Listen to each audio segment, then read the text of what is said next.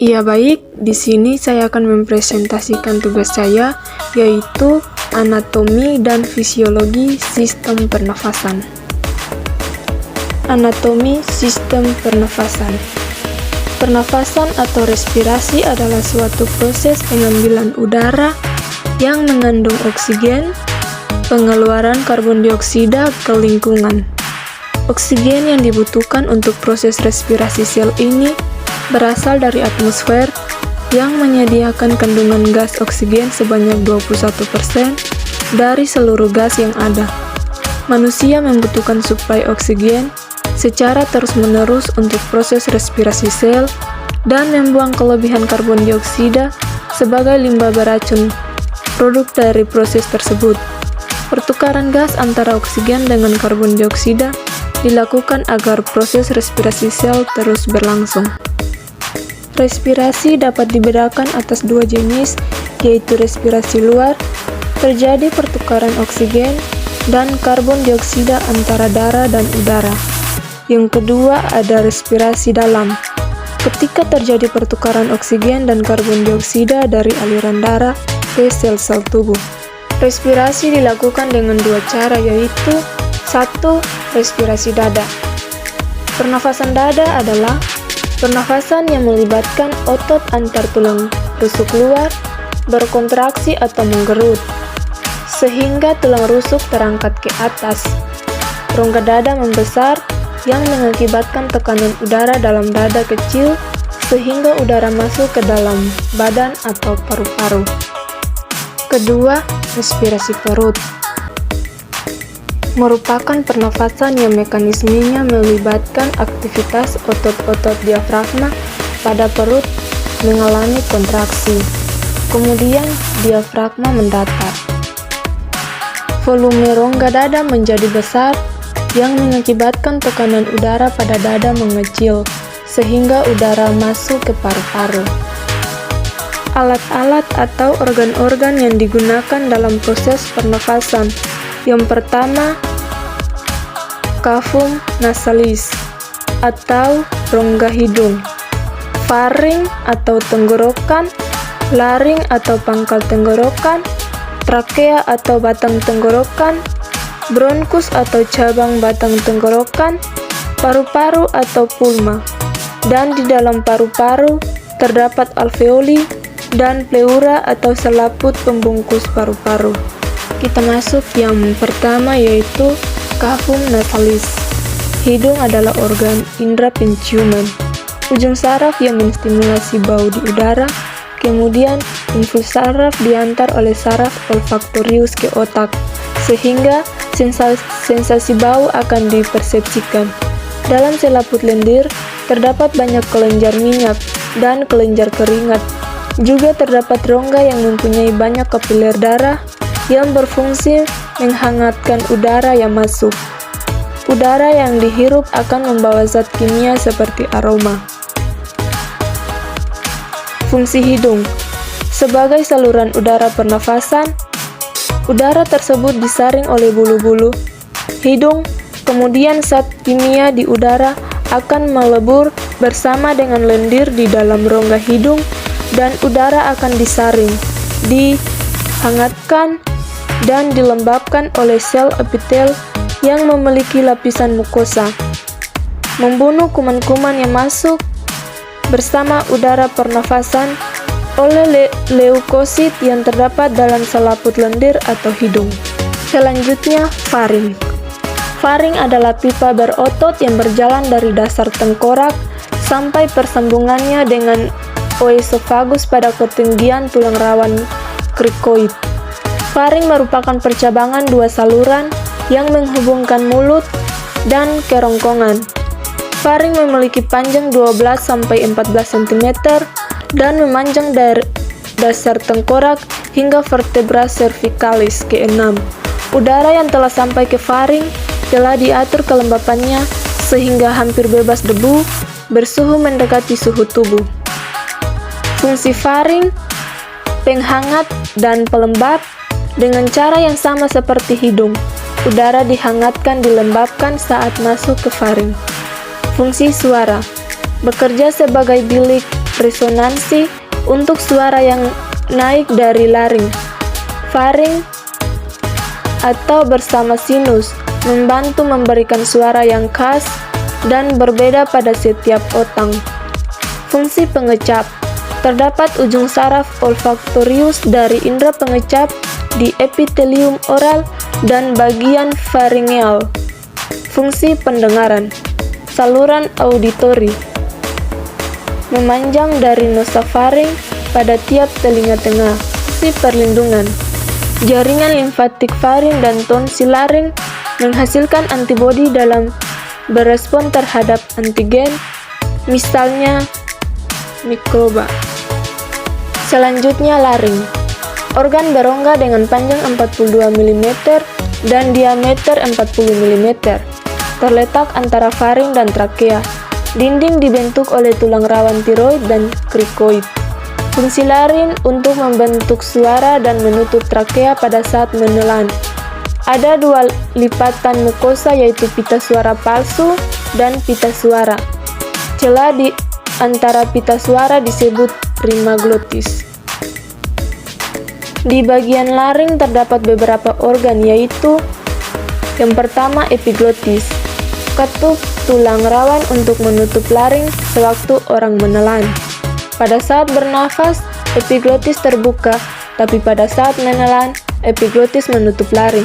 Jika bernafas melalui mulut, udara yang masuk ke paru-paru tak dapat disaring, dilembabkan, atau dihangatkan. Pita suara. Terdapat dua pita suara yang dapat ditegangkan dan dikendurkan, sehingga lebar sela-sela antar pita-pita tersebut berubah-ubah sewaktu bernafas dan berbicara. Selama pernafasan, pita suara sedikit terpisah, sehingga udara dapat keluar masuk. Selanjutnya, trakea.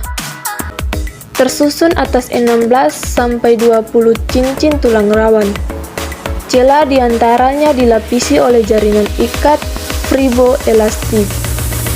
Trakea terdiri atas 3 lapis jaringan, yaitu yang pertama lapisan luar, terdiri atas jaringan elastik dan fibrosa yang membungkus kartilago.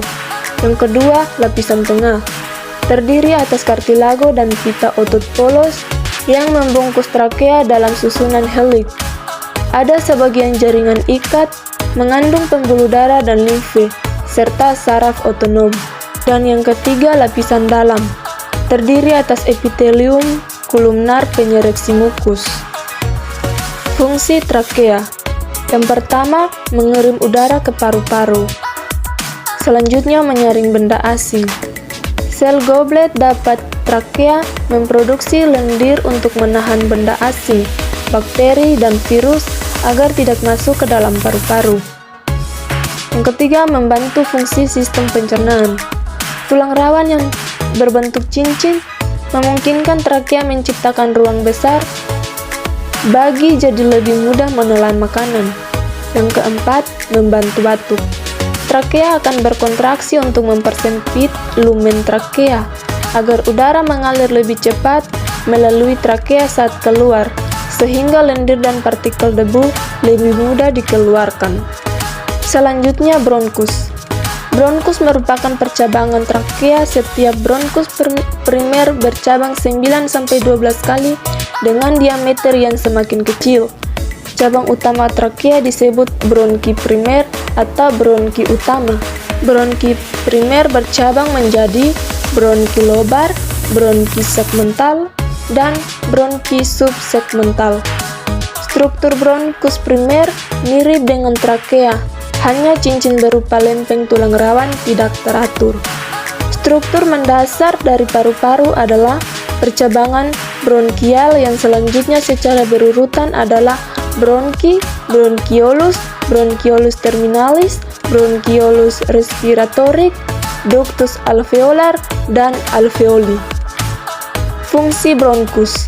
Yang pertama, memastikan udara dari mulut atau hidung tiba di alveoli dengan bersih.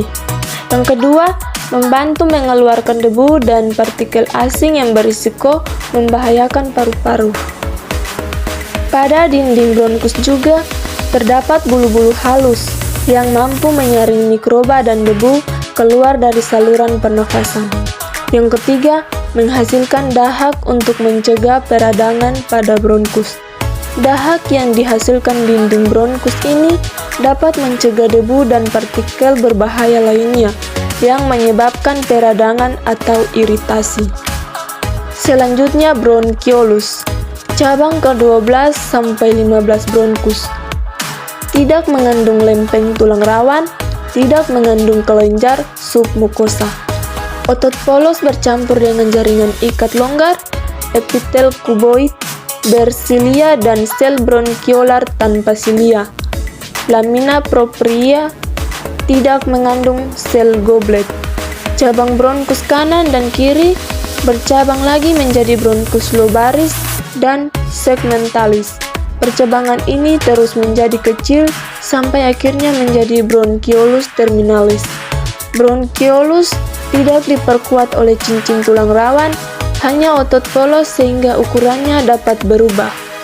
Selanjutnya, paru-paru. Paru-paru adalah organ pernafasan utama manusia yang lokasinya di rongga dada. Paru-paru dipisahkan oleh area yang disebut dengan mediastinum. Area ini berisi jantung, trakea, esofagus, dan kelenjar getah bening. Paru-paru ditutupi oleh selaput pelindung yang dikenal sebagai pleura dan dipisahkan dari rongga perut oleh diafragma otot. Paru-paru sebelah kanan memiliki massa paling besar karena memiliki lobus yang lebih banyak. Massa paru-paru kanan berkisar 375 sampai 600 gram pada orang dewasa, sedangkan paru-paru kiri 325 sampai 550 gram. Setiap paru-paru terbagi lagi ke beberapa bagian yang disebut lobus. Di bagian kanan terdapat 3 lobus dan di sebelah kiri terdapat 2 lobus. Paru-paru kanan di bagian atas terdapat lobus superior, di bagian tengah terdapat lobus medius, dan yang paling bawah terdapat lobus inferior.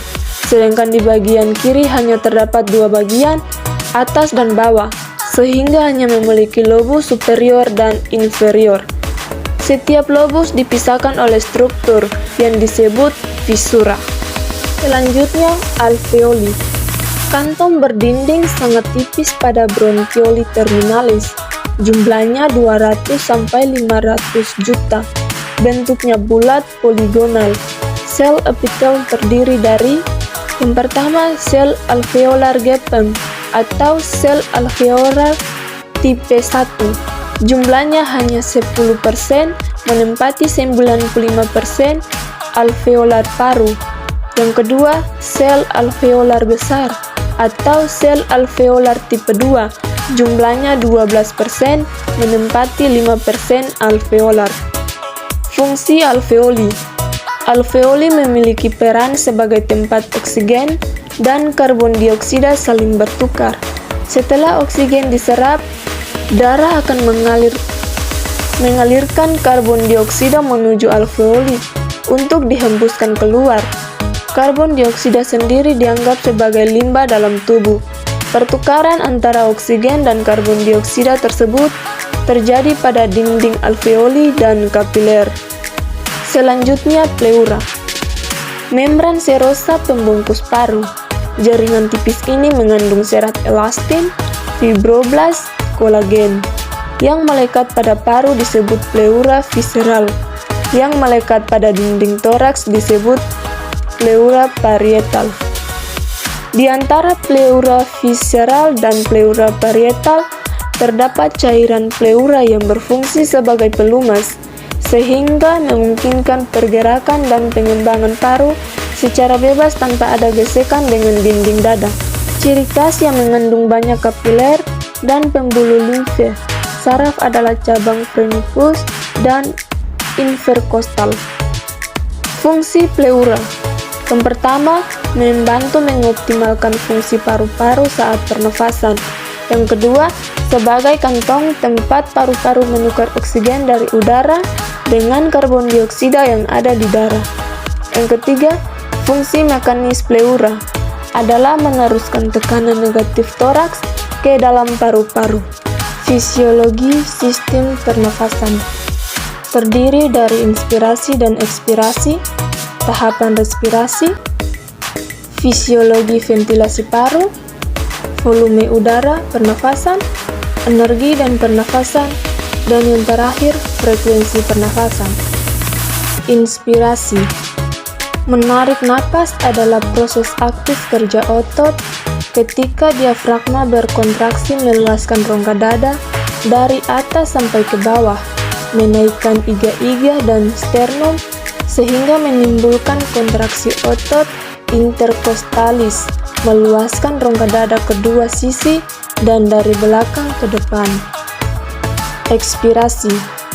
Mengeluarkan napas yaitu udara dipaksa keluar oleh pengenduran otot dan karena paru-paru kempis kembali yang disebabkan sifat elastis paru-paru itu. Gerakan dada bertambah, otot leher dan bahu membantu menarik iga-iga dan sternum ke atas.